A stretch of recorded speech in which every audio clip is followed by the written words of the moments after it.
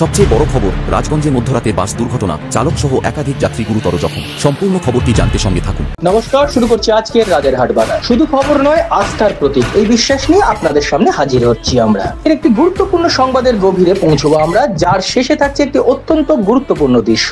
এই গুরুত্বপূর্ণ সংবাদ জানতে চোখ রাখুন, দেখুন রাজারহাট বার্তা। গভীর রাতে রাজগঞ্জের ভুটকিরহাট এলাকায় ভয়াবহ সড়ক দুর্ঘটনার কবলে পড়ে যাত্রীবাহী একটি দূরপাল্লার বাস।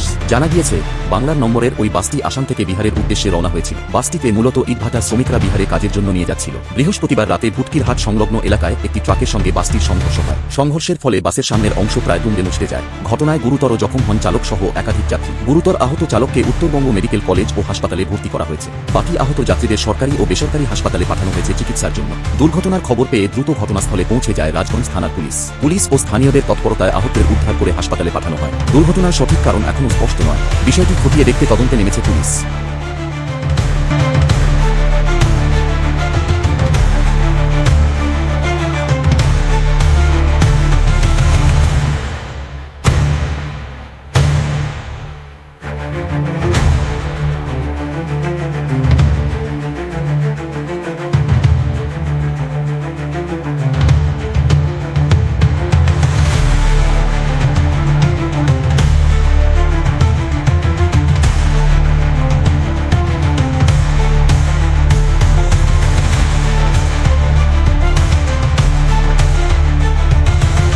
বেশ কয়েকজন ইনজুর্ড হয়ে আছে, ঠিক আছে।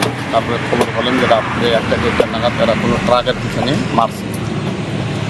তো যাচ্ছিল কোথায় আসাম থেকে বিহারে যাচ্ছে। আচ্ছা, ইটের ভাটা কাজ করার জন্য। কিছু মহিলাও আছে, ঠিক আছে। মহিলারাও মহিলা পুরুষ বাচ্চা সবই আছে। 20-25 জন ইনজুর্ড হয়ে গেছে।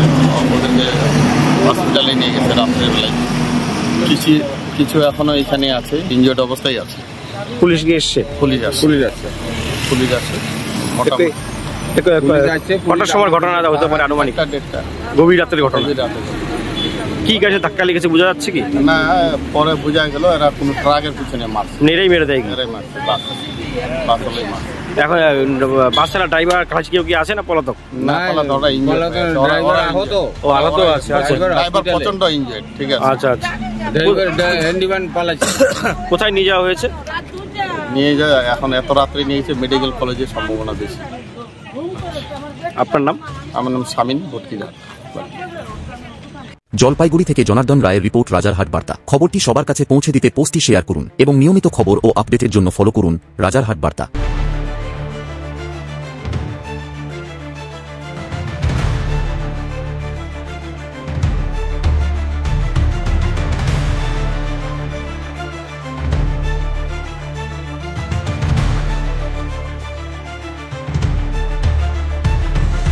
This channel does not promote any violent, harmful, or illegal activities.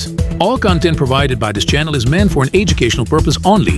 All words spoken in this video are the responsibility of the speaker. The channel has no affiliation with this.